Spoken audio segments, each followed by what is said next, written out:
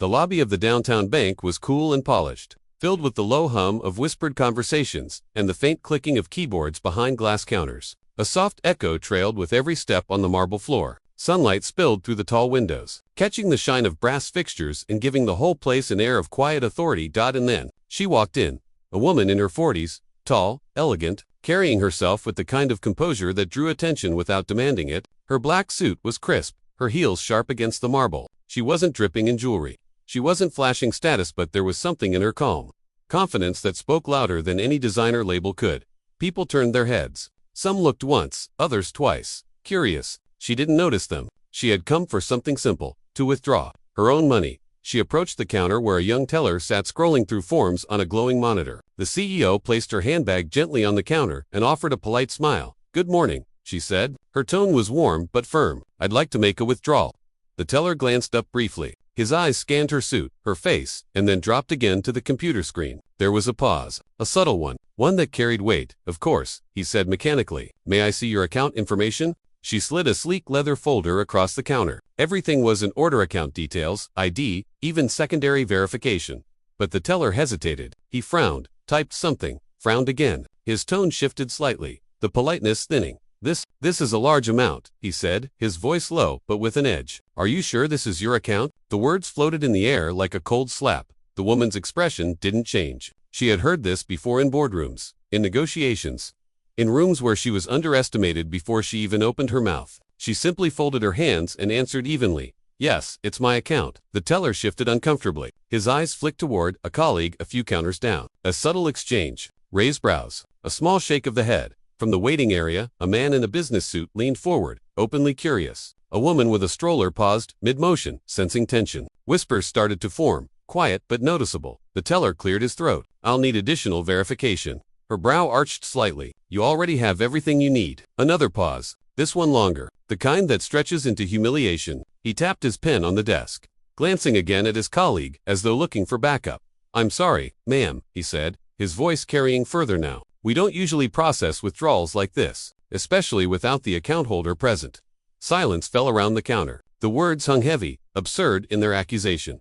She tilted her head, her voice dropped into calm steel. "I am the account holder." But the teller's disbelief lingered in his eyes. The suspicion wasn't about paperwork, it was about her, about the way she looked, about the assumptions he had already made the moment she stepped into the building. From behind the counter, another employee whispered under her breath. Someone else smirked. The atmosphere shifted from routine business to a silent theater of judgment. And yet, the CEO did not flinch. She stood tall, hands resting lightly on the counter, her face an unreadable mask. Inside, though, the sting was real. The humiliation was sharp. Here she was, surrounded by people questioning her right to her own success. The teller tapped a few keys with unnecessary force, his jaw tightening. "If you can wait, I'll need to call my manager." He said it with the tone of someone convinced she didn't belong, convinced she had to prove herself beyond the documents already in front of him. She said nothing. She simply nodded once. But around her, the crowd's whispers thickened. "Did you hear what he said? Maybe she's not who she says she is. Why would someone like her be withdrawing that much money?" Assumptions swirled in the air like smoke, and all of it pressed against her dignity.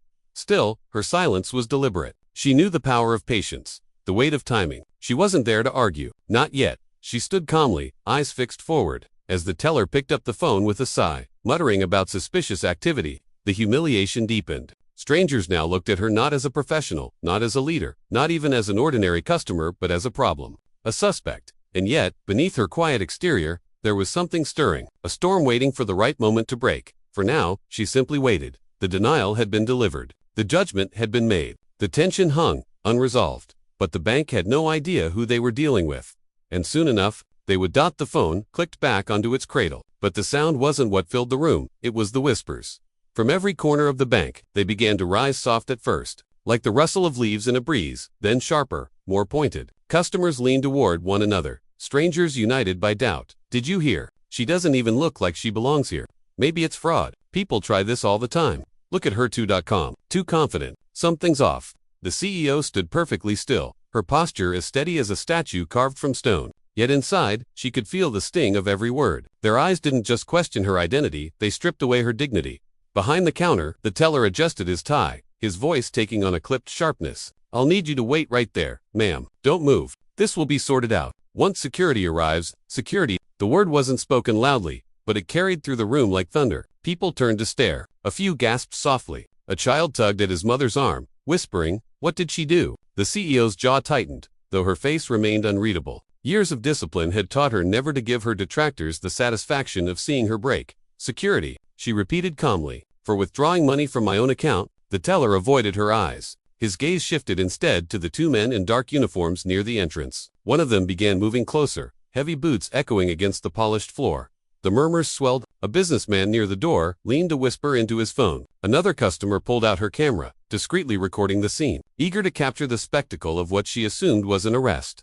About to unfold, the CEO felt the weight of their assumptions pressing down on her. It wasn't just about her money anymore. It was about everything she represented: success, independence, power that didn't fit into the box they had built for her. Her voice cut through the room, calm but commanding. "I've provided identification. I've shown you my account. What exactly are you accusing me of?" The teller stiffened, flustered now, but unwilling to back down. "Procedures, ma'am. This is just standard.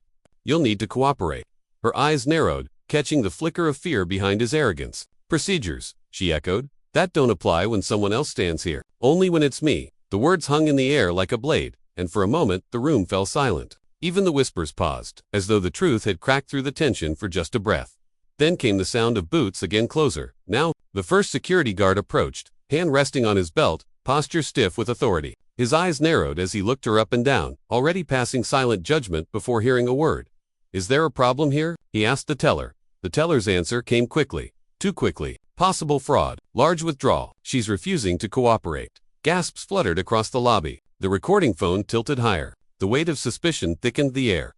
The CEO turned her head slowly toward the guard, her gaze unshaken, her voice a steady flame. "I am not refusing anything. I am refusing to be humiliated. There is a difference." The guard blinked, caught off guard by the sharpness of her tone, but still, his hand lingered near his belt, the unspoken threat of force hovering between them. Around her, the murmurs continued, sharper, crueler now. "She must be lying. Rich people don't dress like that. She doesn't belong here." Each word struck like a match, fueling the fire beneath her calm surface. And yet, she didn't lash out. Not yet. She stood tall, eyes locked forward, letting their doubts wash over her like a storm she had weathered 100 times before. But her patience was thinning. Her silence was no longer just dignity. It was strategy. Because soon, the storm they had provoked would break, and when it did, it would leave the entire room speechless. The room pulsed with suspicion. The whispers hadn't died. The guards still hovered, and the teller's smug certainty hung in the air. Every eye seemed to weigh her, judge her, strip her of dignity, and yet she didn't move. No raised voice, no frantic defense, no anger spilling into the air. Instead, she stood in silence. A silence that wasn't weakness, but power contained. Her eyes didn't waver from the teller's. Her breath was steady. Inside, though, her thoughts weren't here in this cold lobby anymore. They drifted backward into the very moments that had shaped her. She remembered the first time someone told her she wasn't enough. She was 11, standing in front of her class, presenting a science project she had spent weeks building. A boy in the back laughed, sneering, "Girls don't become scientists." Others joined in, and she felt the sting of humiliation. But she had finished her presentation anyway. She had stood taller, even with tears threatening behind her eyes. That was the first seed of resilience. The memory shifted. She was 16 now, filling out job applications at a corner store. She handed her form to the manager, who barely glanced at it before sliding it back. "We're not hiring." She left, only to see a boy from her neighborhood walk in and walk out with the job minutes later. The rejection had nothing to do with qualifications, everything to do with perception. That night, her mother sat her down. Her mother's hands were calloused from years of hard work, her voice firm but loving. "Baby, the world will try to tell you what you're worth. Don't you ever let them decide for you. You stand tall, even when they try to break you." Those words became armor. She blinked back into the present. The teller was still on edge, the guard shifting closer. She said nothing, only silence, because she knew silence could speak. Louder than rage. Another memory pushed forward. Her first job out of college. A sleek corporate office filled with glass walls and sharp suits. On her first day, a man shook her hand and said with a smirk, "Welcome. Let me guess you're here as the assistant." She wasn't. She was the new analyst, sharper than half the room, but they had already built a box for her before she even set her bag down. She remembered long nights at her desk, grinding through data, making presentations flawless. She remembered how often her ideas were ignored, until someone else repeated them louder. And she remembered the first time she refused to stay silent. The first time she stood up in that boardroom and presented her findings with such clarity that silence fell across the table. That was the day one man muttered under his breath, "She's dangerous." She smiled at the memory. Dangerous, not because she was reckless, but because she was undeniable. Back in the bank, she inhaled slowly. The guard had taken one more step closer, but still, she said nothing. The silence wasn't empty. It was deliberate, because she knew the weight of her story. Every scar, every dismissal, every time someone had looked at her and seen less than she was, those moments had carved her into steel.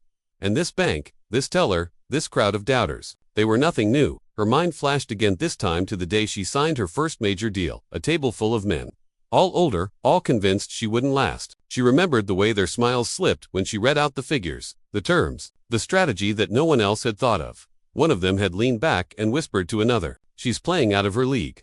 But hours later, they were the ones signing contracts with shaking hands. She had walked out that day knowing she'd never play small again. The present came rushing back. The whispers, the suspicion, the threat of security, it all circled her like a storm, but she didn't flinch. Her silence wasn't surrender. It was the calm before thunder. Her eyes locked on the teller again, and this time, a faint smile tugged at the corner of her mouth. Not amused. She knew what was coming, even if they didn't. The guard cleared his throat. "Ma'am, if you don't cooperate, we may have to escort you outside."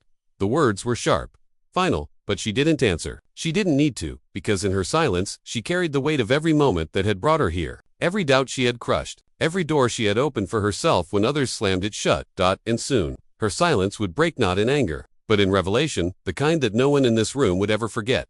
Her silence had roots. It was born from struggle, carved from resilience, sharpened through years of proving herself. And in the very next moment, that silence would give way to a turning point that no one could have expected. Before the storm inside that bank, before the whispers and suspicion, there were seeds. Seeds planted long ago, in a small, humble home where dignity was taught not with words alone, but with daily sacrifice. The CEO's mind, standing still in that tense lobby, drifted backward to where it all began. She was a little girl again, sitting cross-legged on a worn rug in a living room that smelled faintly of fresh cornbread and soap. Her father's boots rested by the door, dusty from a long shift at the factory. Her mother's hands, cracked from endless hours of cleaning other people's homes, still moved gracefully as she set the table.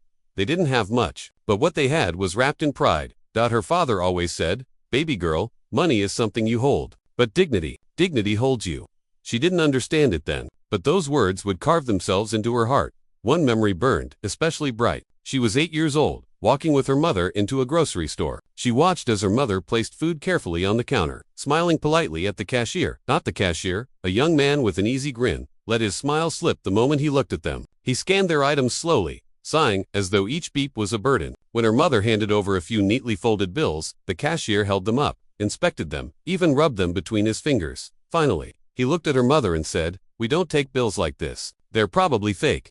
The little girl had felt her face burn, shame, confusion, anger all mixing at once. She wanted to shout, to cry, to run, but her mother didn't flinch. She lifted her chin, looked that cashier dead in the eye, and said, "Every dollar here is as real as my work, and if you can't see that, then you don't deserve my business."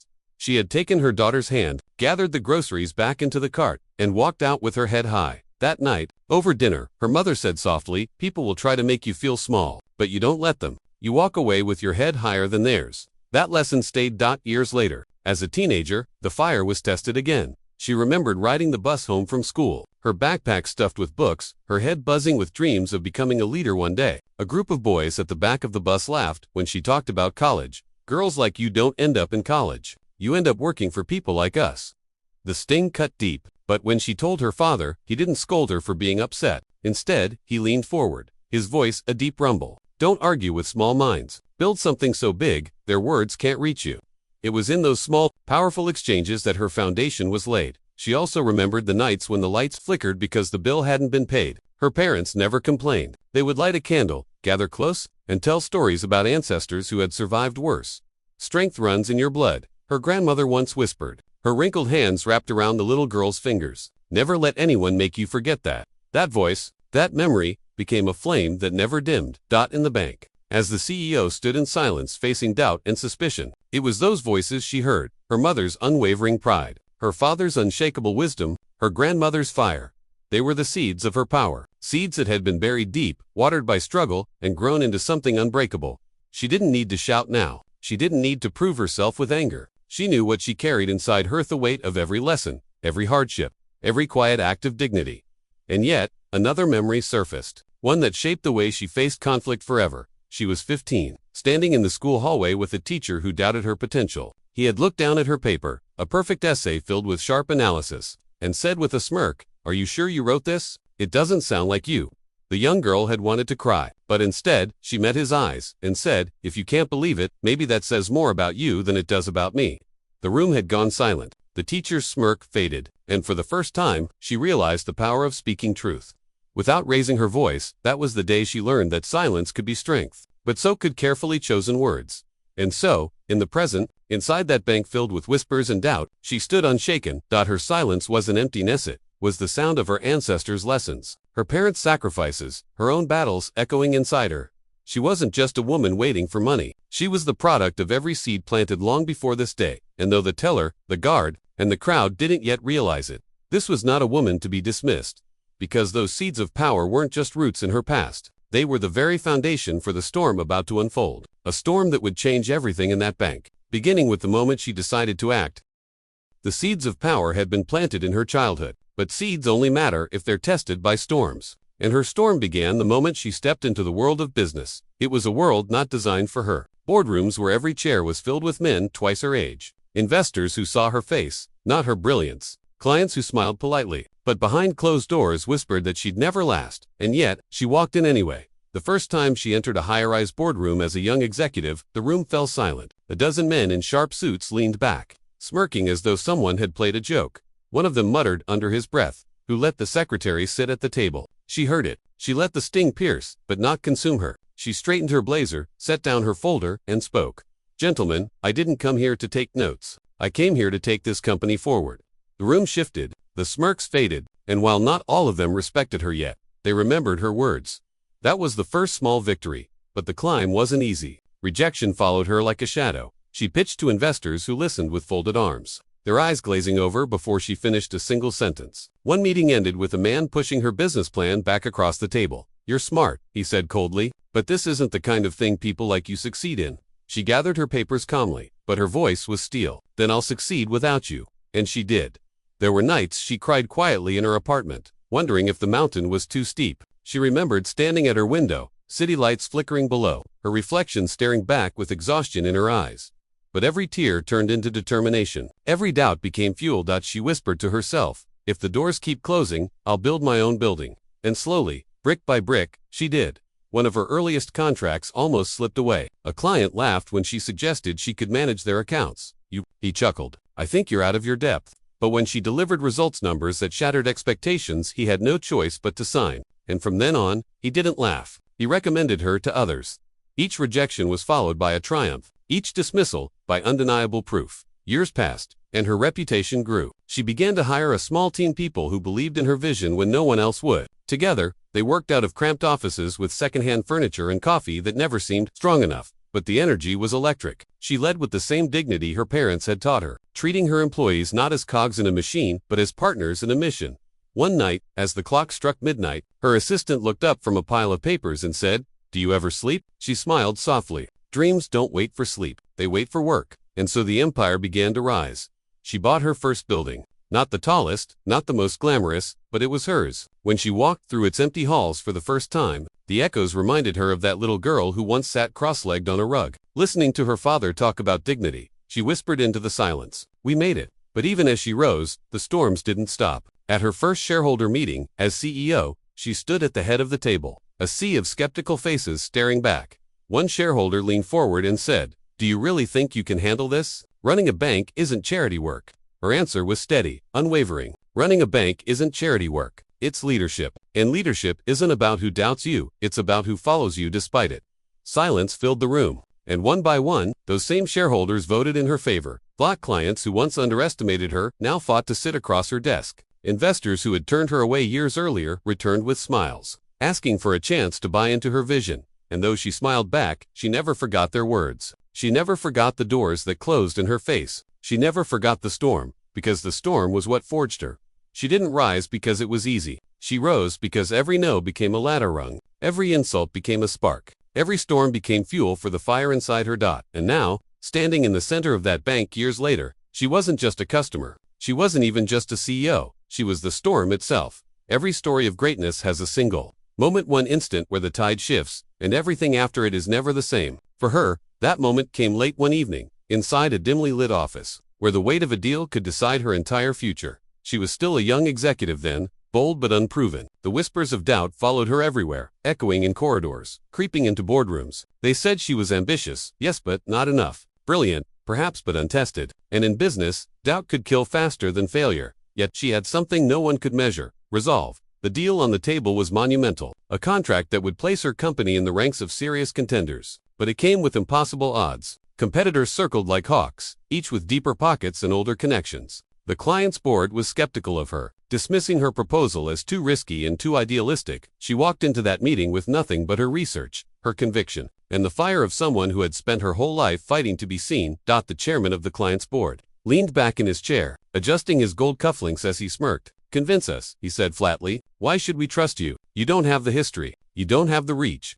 For a heartbeat, silence filled the room. Eyes turned toward her, some expectant, some mocking. She could almost feel them waiting for her to falter. Instead, she rose from her seat, walked to the screen, and began. Her voice was steady, confident, deliberate. She painted not just numbers, but a vision. She spoke of efficiency, innovation, and a future no one else dared to imagine. Slide after slide, she dismantled every objection before it could be spoken. And then, she closed with words that would echo in her own memory for years. "You don't need history to make history. You just need the courage to believe in tomorrow." The room stilled. The chairman's smirk faded, and for the first time, the balance shifted. They didn't say yes immediately. They never did. But the call came days later. The deal was hers. Against every odd, against every whispered doubt, she had secured her first major victory. She remembered holding the phone, her breath catching in her throat as the words sank in. Then, in the quiet of her small office, she smiled a smile not of triumph, but of validation, because in that moment, the world had been forced to see her for who she truly was. The turning point did more than earn her respect. It opened doors. Clients who once ignored her now sought her out. Investors who had refused her calls now asked for meetings. Competitors who had dismissed her now watched carefully, wary of what she might do next. Her company began to grow, piece by piece, like a fortress rising from stone. And with every deal, every handshake, every sleepless night, she built not just success but legacy. She would often think back to that first contract, to the faces in that boardroom, to the silence that followed her final words. It was the moment the storm inside her finally broke into lightning. And now, standing in the middle of that bank, with security on edge and whispers all around, she felt the echo of that moment ripple through her. They doubted her then. They doubted her now, but she had already learned how to turn doubt into power. She didn't need to shout. She didn't need to beg. All she needed to do was wait, because the truth that would shatter every smirk in that room, was already hers. And as the tension thickened, her silence promised something bigger. The storm was not far away, the reveal not far behind.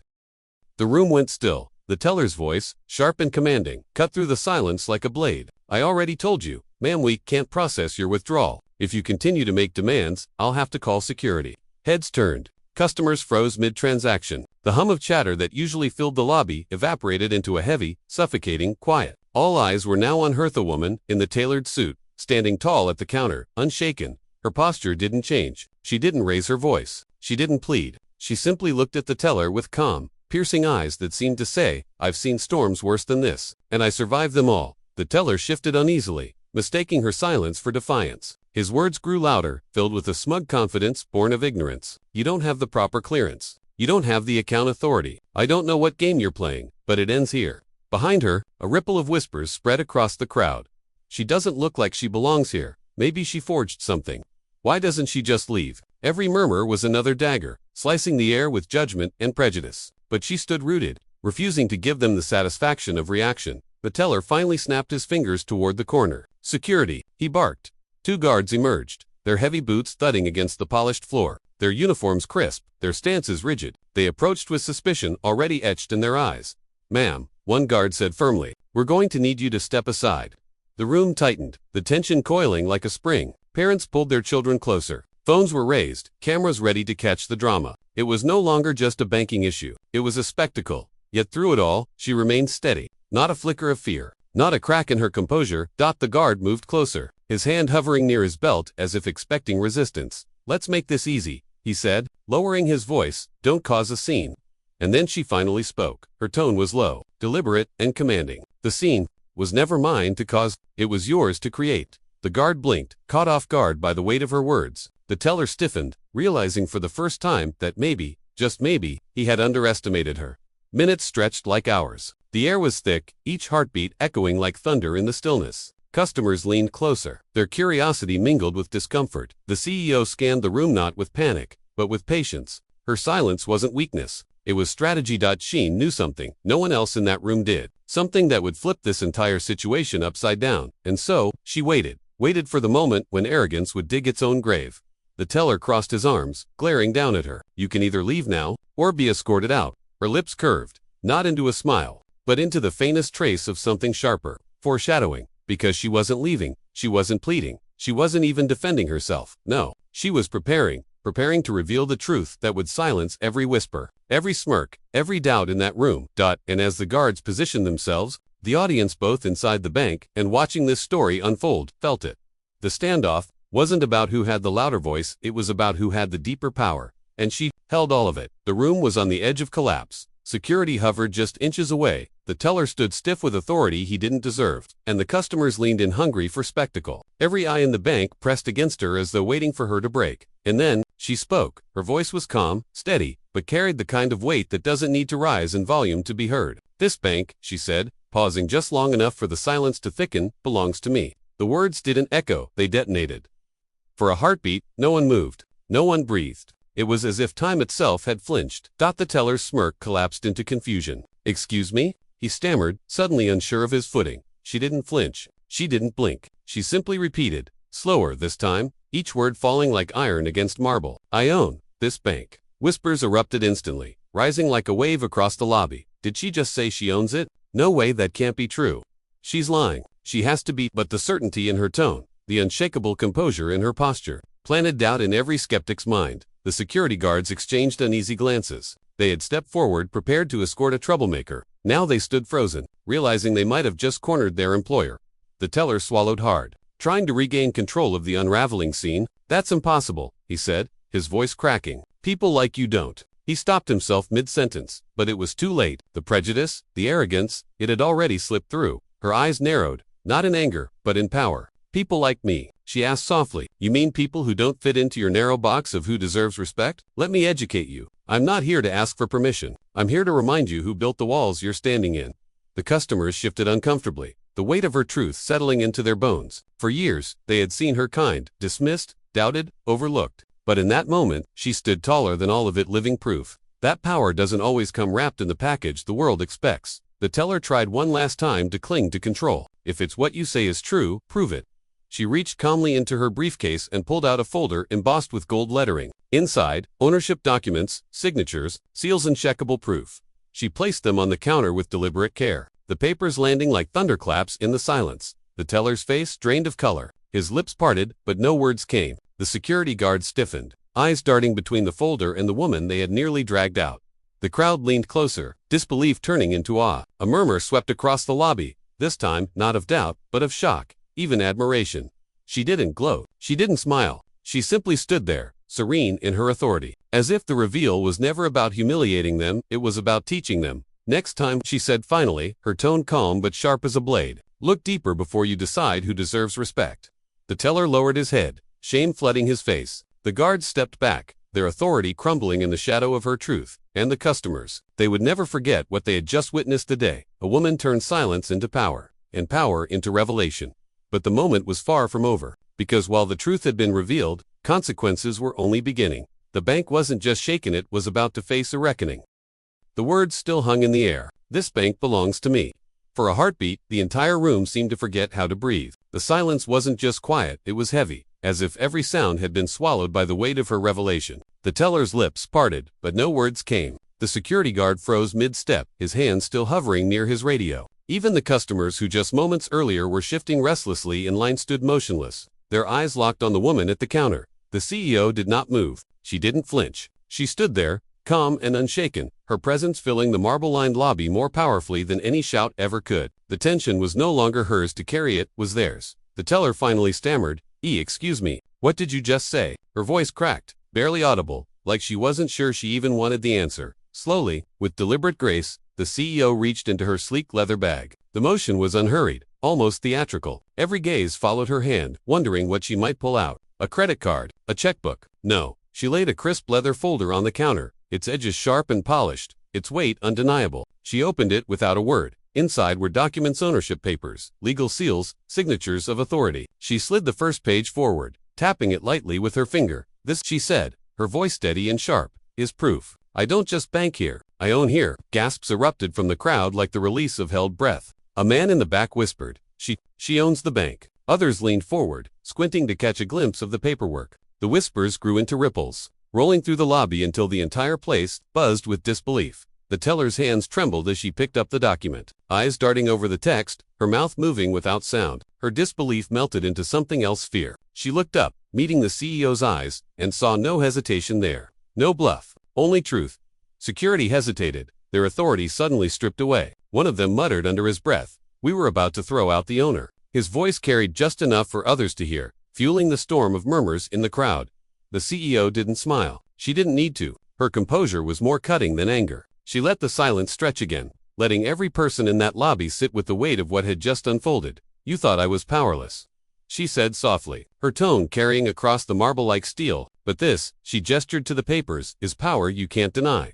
Her words cut deep, not just into the staff, but into everyone watching. Customers exchanged looks, some nodding, some shaking their heads in disbelief. And then, it began, tentative at first, from a woman near the front. Then another joined, and another, until the room pulsed with clapping, a wave of vindication that wasn't just hers, it belonged to everyone who had ever been underestimated, dismissed, or denied. The teller's face flushed. Security lowered their eyes. The crowd swelled with awe, but the CEO didn't bask in it. She simply gathered the documents, slid them back into her folder, and closed it with a quiet click. She adjusted her jacket, her movements precise and unhurried. "Respect isn't given," she said, turning her gaze back to the teller. "It's earned. And today, you've all learned who truly holds the keys to this place." No one dared respond. The room was locked in her presence, spellbound. She turned, heels echoing against the floor, and began to walk toward the center of the lobby. Each step was measured, each stride carrying the weight of her journey, of her hardship, every battle that had led to this singular moment. Behind her, the silence broke again into whispers, questions, shock, but none of it touched her. She walked as if the room belonged entirely to her. And in truth it did. The scene felt final, absolute, yet something lingered. Because while the documents proved her ownership, her story was far from finished. This moment was vindication, but it was not the end. As she reached the glass doors, sunlight spilling into the lobby, she paused. The crowd waited, breathless, sensing that one more word might fall from her lips. She looked over her shoulder, her eyes sharp with fire and calm with certainty. "Remember this moment," she said. "It's only the beginning." And with that, she stepped into the light, leaving the room buzzing, shaken, and forever changed. The shockwaves of her revelation hadn't just rattled a single bank branch, they had set the stage for something far greater, something that was just about to unfold. The silence after her revelation lingered like a storm cloud that had just released its thunder. For a moment, no one moved, and then slowly, shakily the teller broke. "I had no idea," she stammered, her hands trembling as she pushed the documents back across the counter. Her voice was raw, brittle. "Please, forgive me. I didn't mean." Her words collapsed under the weight of her own shame. Her eyes dropped, unable to meet the CEO's gaze. It wasn't just embarrassment, it was regret, the kind that burns deeper than anger ever could.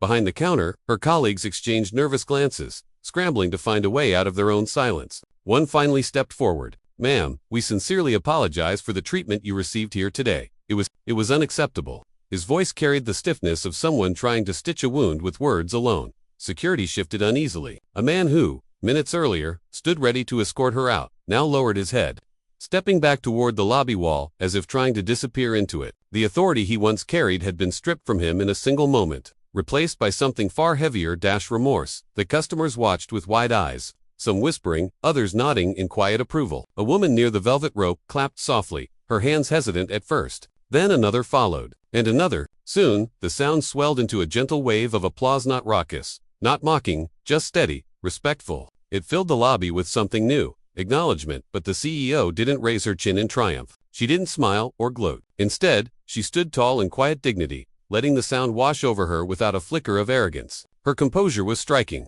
her calmness louder than any applause could ever be.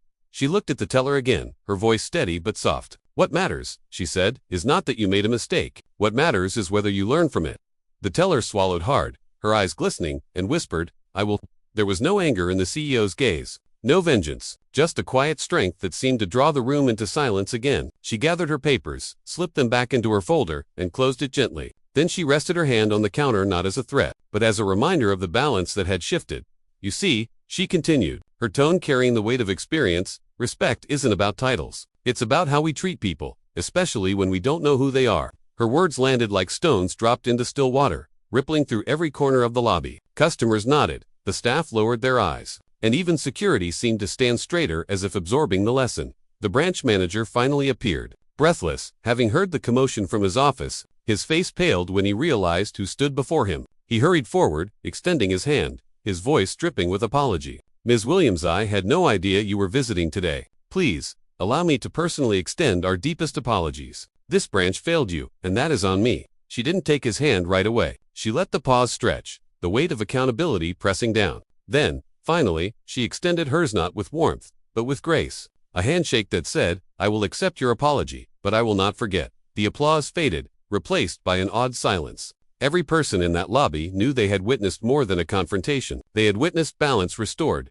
dignity reaffirmed, and yet, beneath her composure, there was something more, an undercurrent of resolve. Because for her, this wasn't just about one bank branch or one moment of vindication. It was about something larger, about reminding the world that power can wear a quiet face, that leadership doesn't need to shout to be heard. As she turned toward the lobby doors, sunlight spilling once more across the polished floor, the air felt different. The shame that had hung so heavily minutes ago was gone, replaced by something else: respect. She walked slowly, each step echoing with quiet authority. No one dared move until she had reached the doors. Only then did the crowd begin to breathe again. And as the glass doors closed softly behind her, one thought lingered in every mind inside. They hadn't just seen a woman reclaim her place. They had seen a lesson etched into history, a moment they would tell and retell for years to come. But for her, this moment was not the ending. It was only the closure of one chapter. Beyond those doors, a new challenge awaited, one that would demand even greater strength, and that was just beginning to unfold. She could have walked away. She could have left the bank with her dignity intact and the crowd whispering behind her. But instead, she paused. Her hand rested on the door handle for a long moment, and then she turned back. The lobby froze. Every eye followed her as she walked back to the center of the room, her heels clicking against the marble floor like a metronome of power. The applause had faded, but the silence that followed carried even more weight, and then she spoke. "You all saw what happened here today," she began, her voice calm but commanding. "You saw me denied respect, not because I lacked identification, not because of policy, but because of something far more dangerous: assumption." The words dropped heavy into the room. No one shifted. Even the hum of the air conditioner seemed too quiet. She glanced at the teller, then at the security guard, then at the line of customers who now stood transfixed. "How often," she asked, "do we look at someone at their skin, their clothes, their age, and decide, in an instant, that they are less? How often do we judge before we even listen?" Her tone wasn't angry. It wasn't sharp. It was steady, like a teacher guiding a class through a truth they didn't want to face. "Respect," she continued, "should never be given based on titles, or wealth, or outward appearances. Respect is the baseline. It is where we begin with every human being who stands before us." Her eyes moved across the room, making contact with customers and staff alike. It felt less like a scolding and more like a mirror held up to everyone present. "I've spent years," she said, her voice tightening slightly, "walking into rooms where I was the only black woman at the table. I've been called names. I've been doubted, dismissed, ignored. And I've had to fight twice as hard just to be seen as equal. Not better, not superior, just equal." She let that hang in the air. For a moment, some lowered their gaze, while others nodded in slow recognition. "And here I stand," she said, her voice softening, "owning the very place where I was just told I didn't belong. But this moment, this isn't about me. This is about every person who has ever been underestimated. Every person who has been told they don't look the part. Every person who has been judged before they've been given a chance." Her words carried like a sermon, but sharper, raw, more cinematic. Customers leaned in without realizing it. Even the manager, who had stood awkwardly to the side, now looked as if he himself were a student in her classroom. Then she leaned forward just slightly, her voice lowering. "Success," she said, "is not measured by the color of your skin. It is not measured by your gender. It is not measured by whether you wear an expensive suit or sneakers. Success is measured by your courage, by your persistence, by how you rise after every single fall." The room stirred. A murmur of agreement rolled through the crowd like a soft wave. A woman near the back wiped her eyes discreetly. She straightened again, her presence unshakable. "So let today be more than a mistake corrected. Let it be a lesson, a reminder that judgment has consequences, and that sometimes the person you dismiss is the very person who signs your paycheck." The teller looked down again, tears forming. The security guard shifted uncomfortably. Customers nodded, some even clapping again, louder this time, but she raised her hand gently, silencing them, not to stop the support, but to hold the gravity of the moment. "This," she said, her voice soft but unyielding, is not about humiliation. It's about awareness. Change begins when we choose to see each other fully before we let prejudice blind us. Her last words seemed to echo against the high walls of the bank, reverberating long after her lips stopped moving. Then, without another word, she gathered her folder, adjusted her jacket, and walked slowly toward the doors once more. This time, no one dared breathe too loudly. The silence wasn't heavy anymore. It was reverent. And as she pushed the glass doors open, the light outside seemed brighter, sharper, as if even the day itself acknowledged the weight of what had just been spoken. But beyond that light, a larger stage awaited her. Because her words inside that bank weren't just meant for one room. They were meant for the world. And soon, the world would hear them. The next morning, the world woke up to her story. Clips from the bank's shaky cell phone footage captured by customers had spread like wildfire. One video in particular showed the exact moment she stood tall, lifted her chin, and said the words that shook the room, "This bank belongs to me." Within hours, it was everywhere. News outlets replayed it on loop. Headlines screamed, "CEO claims bank ownership after being refused service." Social media feeds lit up with hashtags bearing her name. Comment sections filled with awe, anger, and, above all, inspiration. In living rooms, offices, and classrooms, people debated not just what had happened, but what it meant. Some saw it as a moment of poetic justice, a woman once underestimated, now standing on top of the very system that tried to shut her out. Others saw it as a mirror reflecting society's biases, one that forced uncomfortable but necessary conversations. But through it all, one thing was clear: her calm dignity had struck a nerve with millions.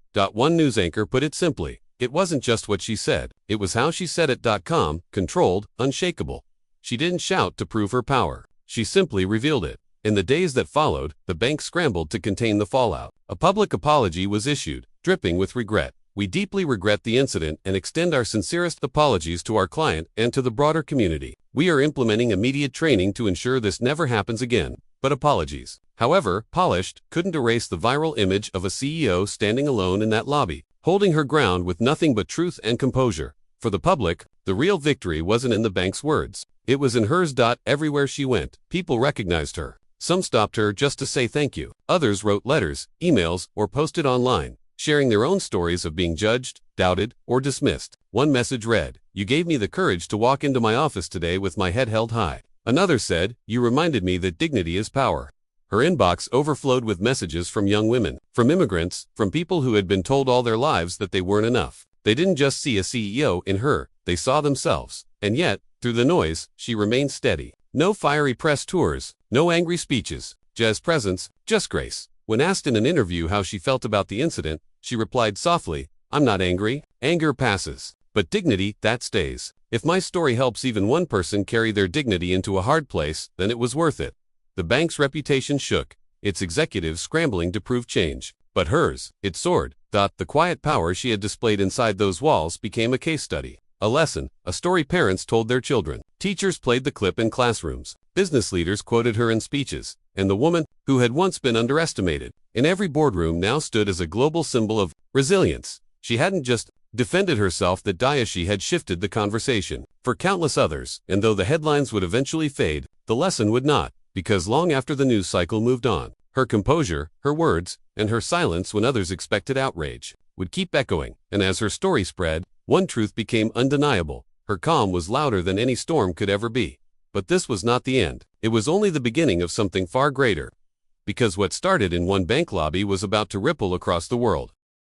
The car door closed with a muted thud. For the first time that day, silence wrapped itself around her. No more cameras flashing, no more whispers cutting through the air, no more voices questioning who she was or what right she had to stand where she stood. Only the low hum of the engine and the steady rhythm of her own breath. As the city blurred past her window, her reflection stared back. Strong eyes, steady shoulders, but behind them, memories rising like echoes from a place far older than glass towers or corporate titles. She heard her mother's voice, soft but unshakable. "Dignity isn't what the world gives you, it's what you never let them take." She tightened her hands on the steering wheel, letting that memory settle. Today, those words had carried her, not the title of CEO, not the wealth or the contracts, but dignity, the unshaken decision to stay calm when the world wanted her rattled. Her father's lessons followed close behind. He had worked with his hands, building things piece by piece. He used to say, "Strength isn't in how loud you raise your voice, it's in how steady you stand when they try to push you down."